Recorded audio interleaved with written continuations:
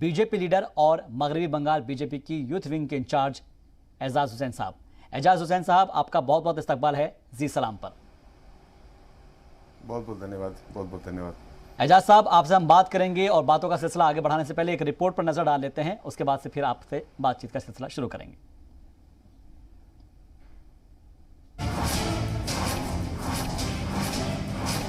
एजाज हुसैन मुल्क के उभरते हुए नौजवान लीडर, बीजेपी के कौमी नायब सदर और मगरबी बंगाल बीजेपी के यूथ विंग के इंचार्ज हैं। मगरबी बंगाल इंतखाबात में एजाज खान ने अहम किरदार अदा किया। जम्मू कश्मीर डीडीसी इंतखाबात में एजाज खान ने श्रीनगर के बालहमा के खान मोह 2 सीट पर शानदार जीत हासिल की।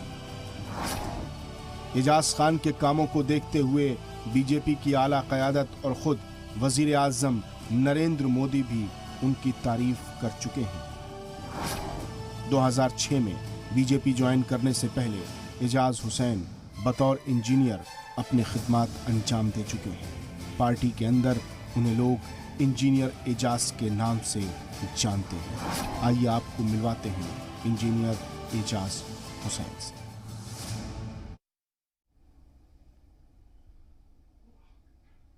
तो ये छोटी सी रिपोर्ट के जरिए आपने एजाज साहब के बारे में समझा। उन्हीं से समझते हैं, उन्हीं की जुबानी के आखिर कैसे उन्होंने इंजीनियर से होते हुए और जो रास्ता चुना है वो सियासत का रास्ता चुन लिया है। एजाज साहब, मेरा सवाल शुरुआत में यही है कि एक शख्स पढ़ाई करता करता इंजीनियर बनता है और इंजीनियरिंग के बाद में अचानक से क्या आपके सामने ऐसे हालात पैदा हुए या फिर ऐसी क्या वजूहात रही है कि जिसके बाद आपने सियासत का रुख करने की कोशिश की और उसमें कामयाब भी हो रहे हैं?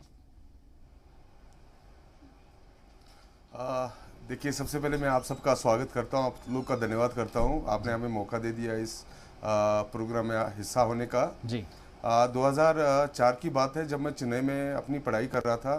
उस बीच में मेरे बहुत सारे दोस्त मिले जो कई राज्यों से थे और उनका हमेशा ही कोई ना कोई सेवा करना, कोई ना कोई कार्य करना।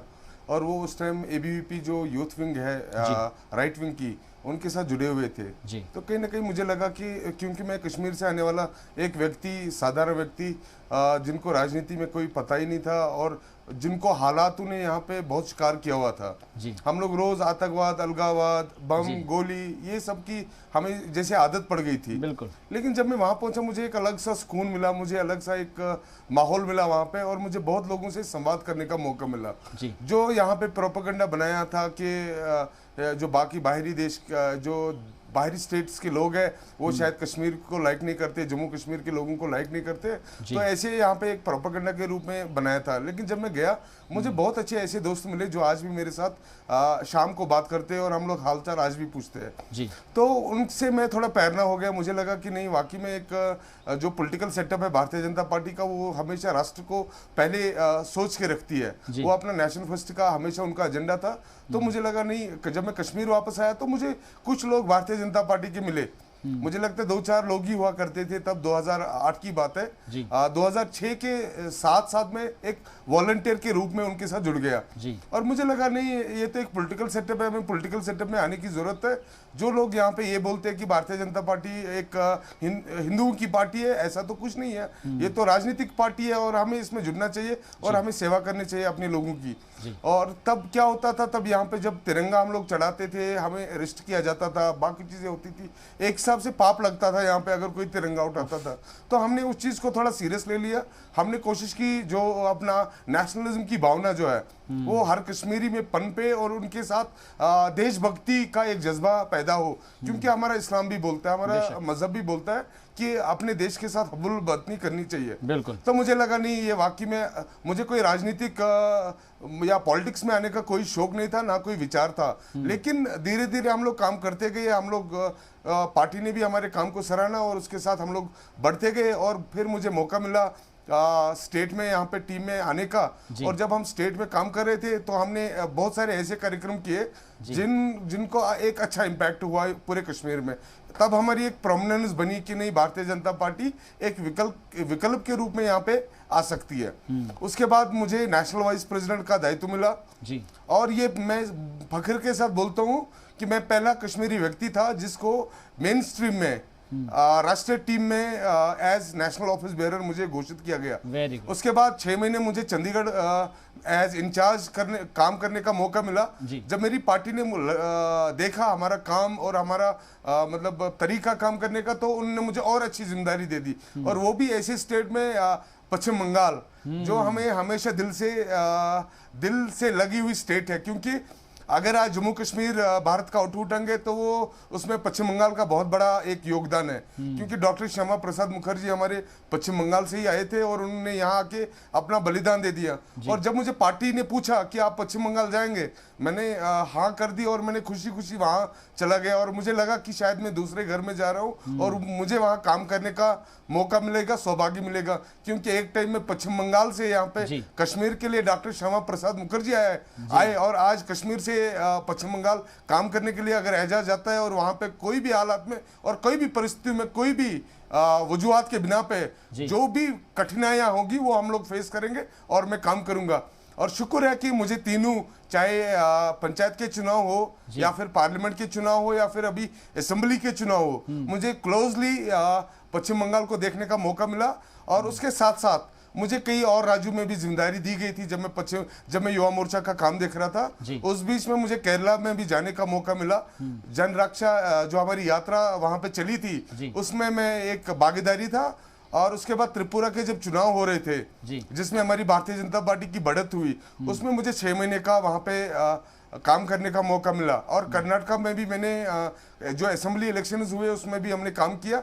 और मैंने कोशिश की हर प्रांत के, हर स्टेट के लोगों के साथ संवाद हो, ताकि जो एक कश्मीर के बारे में जो एक अफवाहें फैली जाती है कि कश्मीर के लोग राष्ट्रवादी लोग नहीं है, मैंने ये चीज़ बाकी लोगों को भी समझाया कि नहीं, जो कश्मीर के लोग हैं वो राष्ट्रवादी लोग हैं और राष्ट्रीय हित में बोलने वाले लोग हैं। ये कुछ % लोग हैं जो अलगाववाद और आतंकवाद का साथ देते हैं, और उन कुछ % की वजह से हम लोग को इतना सारा खामियाजा भुगतना पड़ता है। और मुझे फख्र है कि जो हमारे टीम में लोग थे, पूनम महाजन जी के नेतृत्व में, उसके बाद तेजस्वी जी के नेतृत्व में जितने लोग हमारी टीम में थे, सबने हमें प्यार दिया, आशीर्वाद दे दिया। उसके बाद मुझे यहाँ चुनाव में, यहाँ डीडीसी चुनाव हुए अभी 6 महीने पहले, उसमें मुझे डीडीसी चुनाव में मौका मिला इलेक्शन कंटेस्ट करने का। और उस टाइम भी बहुत ही बड़ा एक प्रोपेगेंडा बनाया था इन पार्टियों ने, क्योंकि 7 पार्टियां एक साथ लड़ रही थी। और मुझे पार्टी से बोला गया कि आप एक भारतीय जनता पार्टी का कैंडिडेट उम्मीदवार होके आप लड़िए, और उस बैलेट पे जहां सोनवार कॉन्स्टिट्यूंसी जो एनसी की बहुत बड़ी एक हब हुआ करती थी, मैंने उसको चैलेंज के रूप में ले लिया। और मैंने लोगों को समझाया कि देखिए, ये जो पॉलिटिकल पार्टी आज जो कल तक एक दूसरे के साथ बातें करती थी, एक दूसरे के विचारधारा के साथ मेल नहीं खाती थी, वही लोग आज आपको इकट्ठा होकर पावर के लिए काम करना चाहती है। और हमने लोगों का काम किया था। और साथ में जो हमारे प्रधानमंत्री जी ऑनरेबल नरेंद्र मोदी जी, उनके नेतृत्व में जो काम हुआ है, जो सेंट्रल गवर्नमेंट की स्कीमें यहाँ पे हुई है, खासतौर विशेष जो धारा 370 हटने के बाद जो काम हुआ है, बिल्कुल सराहनीय काम हुआ है, जिसमें कश्मीर के लोग बिल्कुल खुश हैं। और मैं चाहता हूं कि कश्मीर के लोग आने वाले समय में जिस तरीके से डीडीसी चुनाव में हमें 3 सीट जीते, यहाँ पे आने वाले असेंबली सीटों में भी हम लोग अच्छा प्रदर्शन करें, हम लोग अच्छे। क्योंकि देखिए, भारतीय जनता पार्टी का जो कार्यकर्ता होता है वो देश हित में कार्यकर्ता होता है। बिल्कुल, देश हित की बात आप करते हैं और हुब्बुल वतनी की बात आप करते हैं। एजाज साहब, मैं इस चीज के ऊपर भी आऊंगा, हुब्बुल वतनी पे भी। लेकिन आपने वज़ीर-ए-आज़म नरेंद्र मोदी का जब जिक्र किया, तो मैंने आपकी जो रिपोर्ट देखी है उसके अंदर समझ में आया है कि खुद वज़ीर-ए-आज़म नरेंद्र मोदी अगर जिस शख्स की एक तरीके से आपको अप्रिशिएट कर रहे हो और आपकी तारीफ कर रहे हो, तो वाकई में उस शख्स से बात करने का एक अपना ही एक जज्बा होना चाहिए। मैं एक चीज़ समझना चाहूँगा कि वज़ीर-ए-आज़म मोदी जब आपसे बात करते हैं या फिर कभी इस तरह की आपकी तारीफ करते हैं, तो कैसा फ़ख्र महसूस होता है? क्योंकि एक मुल्क का प्रधानमंत्री, वज़ीर-ए-आज़म आपकी एक तरीके से तारीफ कर रहे हैं, आपके काम की तारीफ हो रही है, और जो पार्टी के अंदर है वो तो ठीक है, अलग बात है, लेकिन इस वक्त वो वज़ीर-ए-आज़म हैं। एज ए प्राइम मिनिस्टर आपकी जब तारीफ होती है तो कैसा महसूस हो पाता है? जब मैं पश्चिम बंगाल में काम कर रहा था, मैं आपको बताना चाहता हूँ, जब मैं पश्चिम बंगाल में काम कर रहा था जी, तो हम लोग पुरुलिया में एक रैली होने वाली थी जिसमें ऑनरेबल प्राइम मिनिस्टर को हिस्सा लेना था जी। तो जब प्राइम मिनिस्टर जी आ गए तो हम लोगों ने नारेबाजी स्टार्ट कर ली कि वेलकम नरेंद्र मोदी जी, बाकी सब हमने नारेबाजी दे दी। उस बीच में हमने जब प्राइम मिनिस्टर आया तो हमने सोचा कि प्राइम मिनिस्टर को हम लोग थोड़ा आगे आने दें ताकि ये लोगों को थोड़ा वेव करें। तो मैं बड़ा सरप्राइज हो गया, शॉक भी हो गया। उस टाइम हमारे प्राइम मिनिस्टर पीछे मुड़ के देखते हैं, बोलते हैं एजाज आगे आ जाओ और पब्लिक को वेव करो।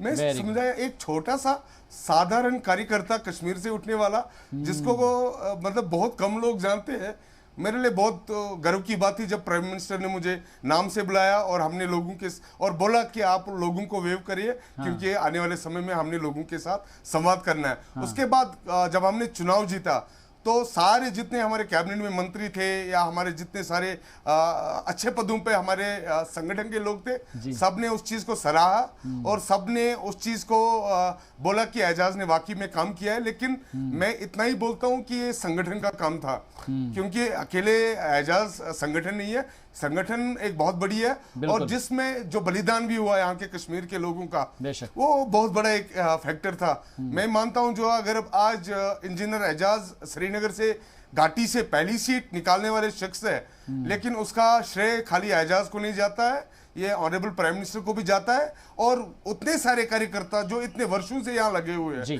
जो काम कर रहे हैं या जिन्होंने अपने देश के लिए बलिदान दे दिया है। मैं हमारे दोस्त है शबीर भट्ट साहब, उसको भी याद करना चाहूंगा, अपने वसीम बारी है, उमर है, ये जितने सारे लोग, या बाकी सजाद साहब है, जितने सारे लोग हैं, ये हमारे सब प्रिय लोग थे और जो हमारे काम को और बढ़ाते थे।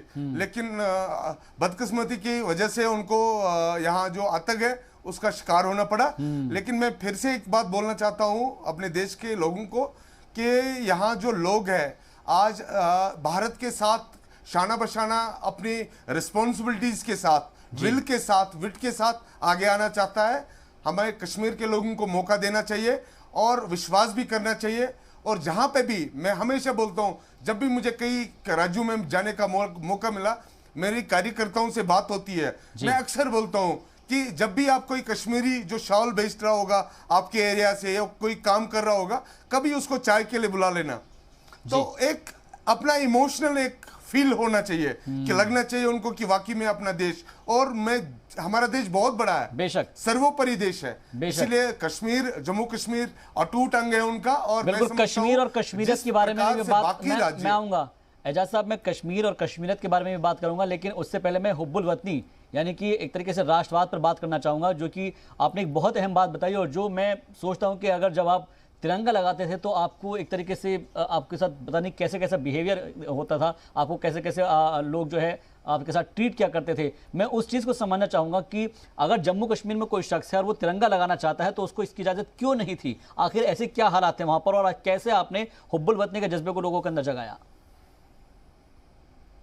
देखिए, जब हम लोग, मुझे याद है जब हमारे कैप्टन पवन और कैप्टन तुषार शहीद हो गए थे, यहाँ एक ईडीआई एक जगह है पामपोर में जी, जब मैं श्रीनगर में, मैंने उस टाइम प्रपोजल रखा था कि हम लोग श्रीनगर में तिरंगा यात्रा चलाएंगे। उस टाइम की एक एसएसपी हुआ करते थे, एक पुलिस के अधिकारी, उन्होंने बोला कि यहाँ पे हालात ठीक नहीं है, यहाँ पे हालात खराब हो सकते हैं। तो ऐसे एक माहौल बनाया गया था कि जो तिरंगा उठाएगा तो यहाँ पे माहौल खराब हो सकता है। लेकिन मैंने उनको बोला कि देखिए, तिरंगा उठाने के लिए हमें कोई परमिशन नहीं चाहिए। और उस बीच में कुछ पुलिस के कर्मी जो थे या कुछ जो लोग थे, उन्होंने मुझे बोला कि आप लाल चौक की जगह पामपोर में लगाइए जी। वो एक हिसाब से चैलेंज करना चाहते थे कि लाल चौक में तो चढ़ाना आसान है, आप जाके आतंकवादियों की जगह में लगा के आइए। तो मैंने उसको चैलेंज के रूप में ले लिया और मैं आपको बताना चाहता हूँ, उस टाइम 600 से ज्यादा लोग जो स्थानीय लोग थे, लोकल थे, उन्होंने जाके वहां तिरंगा चढ़ाया और जो हमारे शहीद हुए थे उस जगह पे आतंकवादी हमले में, उनको श्रद्धांजलि दे दी। और उसके बाद हमने दूसरी बार जब तिरंगा यात्रा श्रीनगर में स्टार्ट की, उस टाइम 250 कार्यकर्ता हमारे अरेस्ट हुए थे। लेकिन यही वो जज्बा था एजाज साहब, मेरे ख्याल से शायद ये वही जज्बा था जिसकी वजह से आज जो है शान से तिरंगा लहर रहा है और आगे भी इंशाल्लाह लहरता रहेगा। आप हमारे साथ आए, अपनी बात रखिए एजाज साहब, आपका बहुत बहुत शुक्रिया। लेकिन अपने नाज़रीन को हम ये कहना चाहेंगे कि जब भी आप तिरंगा लेकर आगे बढ़ेंगे और मुल्क के लिए काम करेंगे, हुब्बुल वतनी से काम करेंगे, तो आपको कामयाबी भी मिलेगी और कामयाबी आपके कदम चूमेगी। क्योंकि किसी भी मजहब के अंदर कभी ये नहीं बताया जाता कि आप मुल्क से दगा करो, मुल्क के साथ अगर आप रहेंगे तो इंशाल्लाह आपको कामयाबी मिलती रहेगी, जैसे कि एजाज हुसैन साहब को मिलती रही है।